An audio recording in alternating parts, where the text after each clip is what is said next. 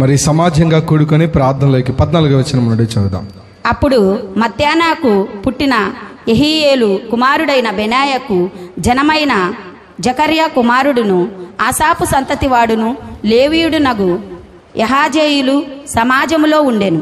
యెహోవా ఆత్మ అతని మీదికి రాగా అతడిలాగు ప్రకటించెను. చూడండి, సమాజంగా కూడుకున్నప్పుడు దేవుని ఆత్మ రావటం జరుగుతుంది. బాగా ఆలోచించండి. మేడగదిలో కూడా అపోస్తులందరూ కూడా సమాజంగా కూడుకున్నప్పుడు దేవుని ఆత్మ వచ్చి ఏం చేస్తున్నాడు చెప్పండి? తన వాక్కును వెల్లడి చేస్తున్నాడు. గట్టిగా చెప్పండి. అయితే ప్రతి ఆదివారం కూడా దేవుడు మాట్లాడతాడు, అనేకులతో మాట్లాడతారు. కొంతమందికి ఎక్కదు, బుర్రలోకి ఎక్కదు ఆ మాట, అర్థం కాదు, దాన్ని గట్టిగా పట్టుకోరు. నిశ్చయముగా పట్టుకుందుమా అంటున్నాడు. ఏం పట్టుకుంటారు? మనం ఇన్స్టాగ్రామ్ పట్టుకుంటాం, గట్టి బట్టి ఫేస్బుక్ పడతాం, పోస్టులు గట్టిగా పడతాం అనమాట. గట్టిగా లైక్ కొడితే అద్భుతంగా అనిపించాలా. గట్టిగా ఏం పడతాం చెప్పండి? ఇంట్లో చెప్పండి, ఫోన్ పట్టుకుంటాం గట్టిగా, ఎవరికి ఇవ్వకుండా దాచుకుంటాం, దిండ్ల కింద ఎవ్వరికి కనపడకుండా, ఎవ్వరికి ఇవ్వకుండా జాగ్రత్తగా పెట్టుకున్నాం. గట్టిగా పట్టుకోవడం అంటే అదే. ఏం పట్టుకోవాలంట? అసలు వినపడట్లా. వాగ్దానం పట్టుకోవాలి. ఏం పట్టుకుంటున్నావు నీ చేత్తో? నీ హృదయంలో ఏం పట్టుకున్నావు? దేవుడు అడుగుతున్నాడు ఈరోజు, వాగ్దానమును పట్టుకునండి. ఎందుకంటే వాగ్దానము చేసిన వాడు నమ్మదగిన వాడు. హల్లెలూయా, హల్లెలూయా. బాగా ఆలోచించండి. ఈరోజు మనం జీవిస్తున్న జీవితము, మనం పడుతున్న ఈ కష్టము, దరిద్రము, బాగా ఆలోచించండి. నువ్వు వేసుకుంటున్న వస్త్రాలు ఎక్కడివి? ఆలోచించి. సంతోషంగా వేసుకొని తిరుగుతున్నావు కదా, బట్టలు ఎక్కడివి అవి? నీ సంపాదనతో కొనుక్కున్నావా, లేకపోతే వేరే వాళ్ళు ఇచ్చినవా? ఆలోచించండి బాగా. లేకపోతే దేవుడిచ్చినవా? మనం కొంతమంది దేవుడిచ్చినవి, కొంతమంది కష్టపడి సంపాదించుకున్నవి, కొంతమంది ఇతరులు ఇచ్చినవి. మీరు ఏ స్థాయిలో ఉన్నారో ఒకసారి మిమ్మల్ని మీరు పరీక్షించుకోండి. దేవుడు అంటున్నాడు, నేనిచ్చే స్థితిలోకి రండి. ఎక్కడికి రండి? హల్లెలూయా. ఆలోచించండి బాగా. మనం పట్టుకోవాల్సిన దాన్ని పట్టుకోకుండా వ్యర్థమైన దాన్ని, చెత్తని కనుక పట్టుకుంటే మన బ్రతుకు అక్కడ ఆగిపోద్ది. లైఫ్ అక్కడ. మన పిల్లలు, నెక్స్ట్ జనరేషన్ కూడా అంతే. మనకు నెక్స్ట్ పెళ్ళి అయిన తర్వాత పుట్టే పిల్లల పరిస్థితి కూడా అంతే. వాళ్ళు కూడా అంతే. వాళ్ళ బ్రతుకు ఇప్పుడు నువ్వు ఎలా అయితే జీవిస్తున్నావో అది కూడా, వాళ్ళ జీవితం కూడా అలానే ఉంటుంది. ఇది వాళ్ళదేమన్నా ప్రత్యేకంగా మనం మారిద్దా? అందుకే మార్పుకు నువ్వే నాంది కావాలా. అందుకని అంటున్నాడు, వాక్యాన్ని నిశ్చయముగా గట్టిగా పట్టుకోండి అంటున్నాడు. నిరీక్షణలో ఉన్న మీరు. అందుకనే దేవుడు మాట్లాడే మాటనంట గట్టిగా పట్టుకోవాలంట. కొంతమంది వాళ్ళ ఆయన మాటను గట్టిగా పట్టుకుంటారు, వాళ్ళ ఆవిడి మాటని గట్టిగా పట్టుకుంటారు, పక్కన వాళ్ళ మాటలు గట్టిగా పట్టుకుంటారు. యేసయ్య మాటను పట్టుకోరు. మీకు ఎందుకు అంత డిప్రెషను? ఎందుకంత టెంపర్, అంత కోపం ఎందుకు వస్తుంది?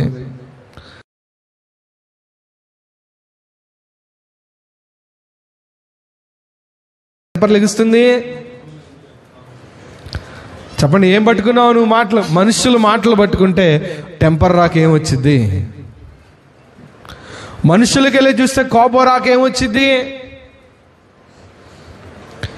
ఎవరైనా వాళ్ళు చేసే తప్పులు అడిగారని కోపం వచ్చింది. నన్నే అడుగుతావా, నువ్వు అంత పరిశుద్ధురాలవా అంటారు అనమాట. హల్లెలూయా, హల్లెలూయా, హల్లెలూయా. ఓ దైవజనుడు చెప్పాడు,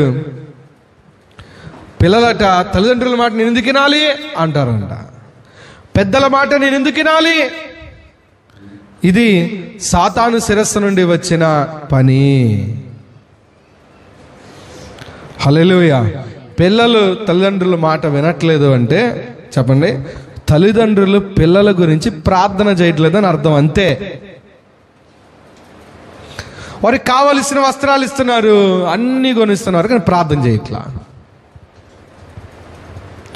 ప్రార్థన చేస్తే వాళ్ళు మోకాళ్ళు వంగును గాక, వారి నాలుకలు ప్రభు నామాన్ని స్తుతించును గాక.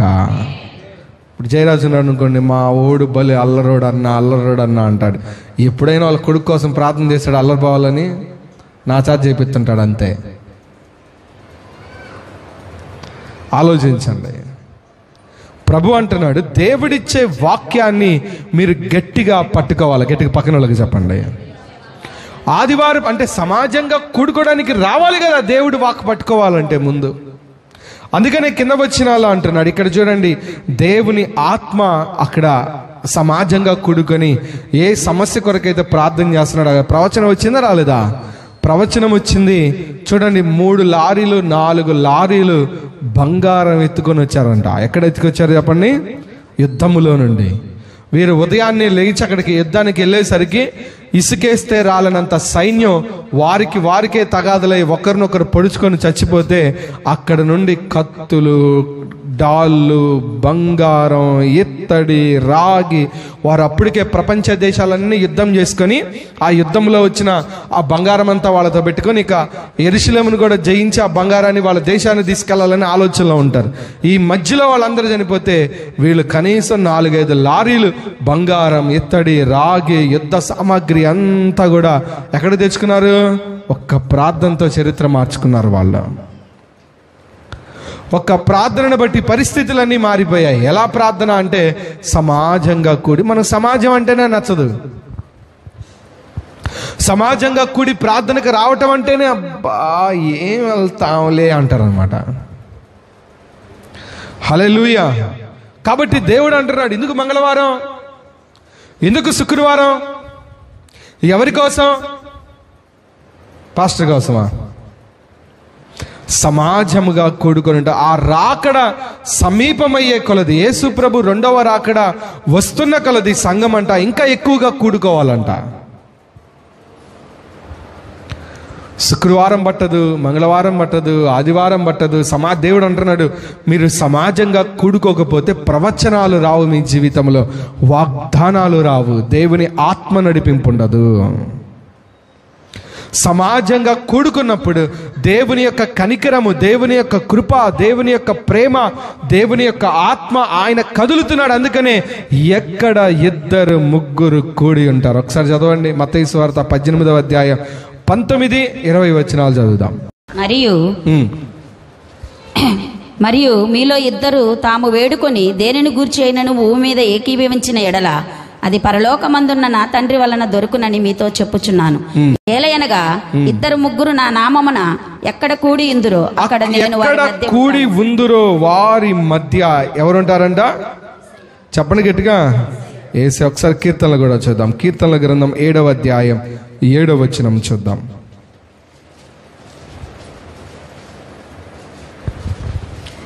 జనములు సమాజముగా కూడి నిన్ను చుట్టుకొనున్నప్పుడు వారికి పైగా పరమందు ఆసీనుడవు కమ్ము. ఆమేన్ చెప్పండి.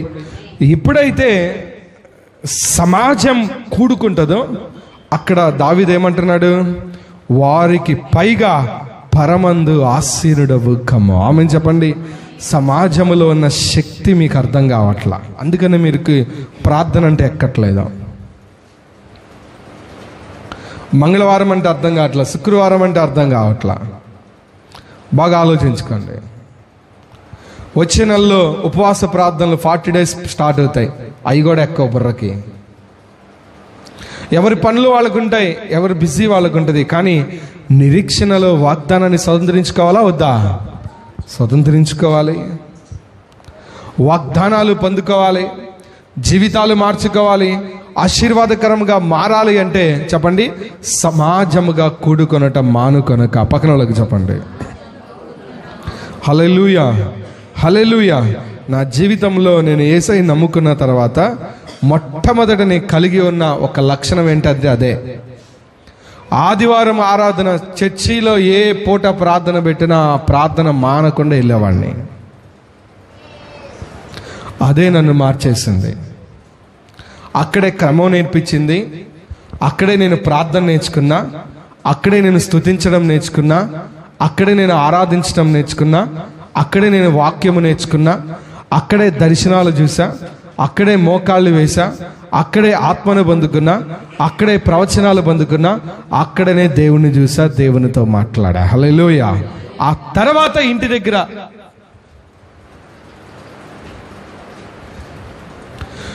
హల్లెలూయా మీరు క్రొత్తగా నేను ఇంటి దగ్గర ఇంట్లోకి వెళ్ళి తలుపేసుకొని నేను చేసేస్తా, కుమ్మేస్తా, అరిచేస్తా అంటే ఎంతమంది చేయగలుగుతారు చెప్పండి? ఎంతమంది చేయగలుగుతారు? రేపు ఇంటికి వెళ్ళిపోయి ఇంట్లో తలుపేసుకొని చేయండి అంటే ఎంతమంది చేయగలుగుతారు?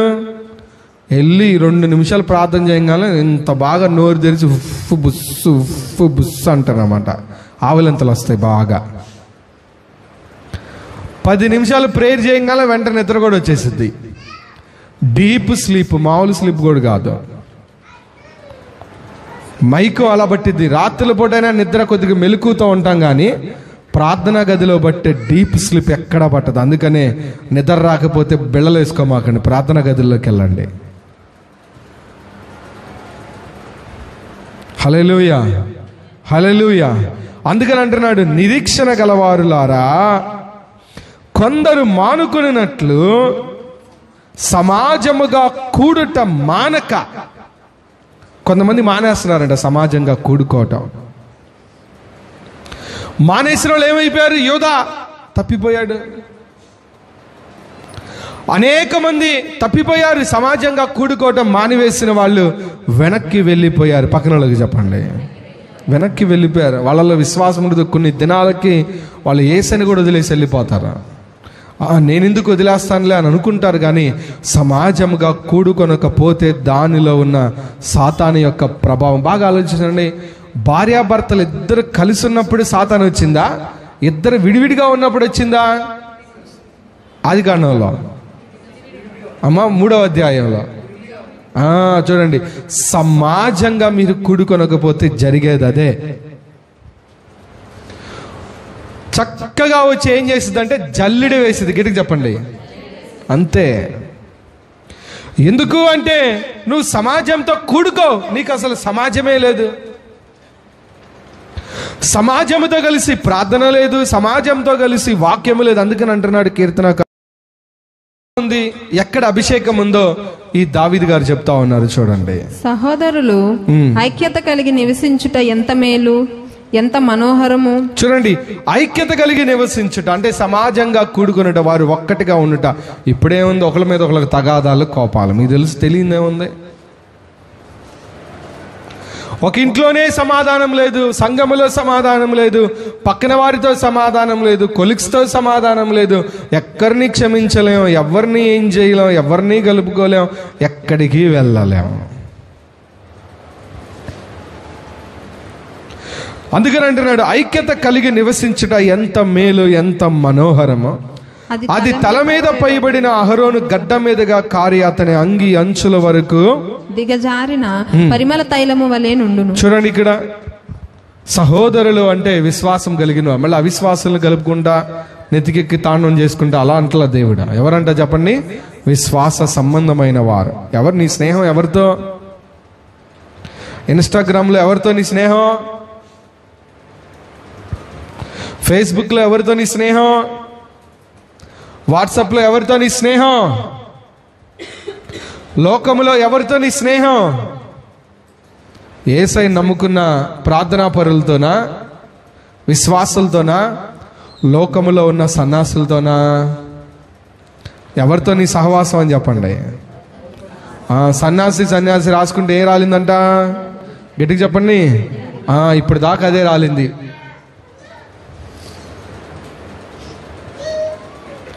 బాగా ఆలోచించండి. అందుకనే దేవుడు అంటున్నాడు ఇక్కడ, కొందరు మానుకొనుచున్నట్లుగా మీరు మానుకోవద్దు. ఇంకా అంటున్నాడు 3వ వచనం, సియోను కొండ మీదకి దిగివచ్చు, హెర్మోను మంచు వలె నుండును, ఆశీర్వాదమును శాశ్వతము జీవమును అచ్చట నుండి. చూడండి, ఆశీర్వాదమును శాశ్వత జీవం. ఆమె చెప్పండి. అక్కడ బ్లెస్సింగ్ ఉంటుంది. సమాజంగా కూడుకున్నప్పుడు దేవుని ఆశీర్వాదం ఉంటుంది. అక్కడ ఐక్యతగా ఉన్నప్పుడు అక్కడ ఆశీర్వాదం ఉంటుంది. శాశ్వత జీవం అంట, నిత్య జీవం అని చెప్పండి. ఇంటర్నిటీ, పరలోకం. ఆదికాండంలో దేవుడు ఏ వాయువుని ఊదాడు? మానవుల్లో జీవ ఆత్మను ఊదాడు. అంటే జీవాత్మ అంటే అది నిత్యము నివసించేది. అంటే దేవుడు అంటున్నాడు, సమాజంగా కూడుకున్న వారందరిలో ఐక్యత ఉన్నప్పుడు వారు నిత్యము నివసించే ఆశీర్వాదములోనికి వెళ్తారు. ఆమేన్ చెప్పండి. హల్లెలూయా. సమాజంగా కూడుకున్నప్పుడు వారి మీదకి ప్రవచనాలు వస్తాయి, దేవుని ఆత్మ దిగి వస్తుంది, బలమైన శక్తి వారి మీదకి దిగి వస్తుంది. ఆమేన్ చెప్పండి. హల్లెలూయా. అనేకులు చేసే పని అదే. అచ్చట ఉండవలెనని యెహోవా ఆజ్ఞాపించుచున్నాడు. ఎక్కడ ఆశీర్వాదం ఉండాలని చెప్తున్నాడంట దేవుడు? చెప్పండి. సమాజంగా కూడుకుంటున్న దగ్గర, ఐక్యత కలిగిన దగ్గర బ్లెస్సింగ్ ఉండాలి.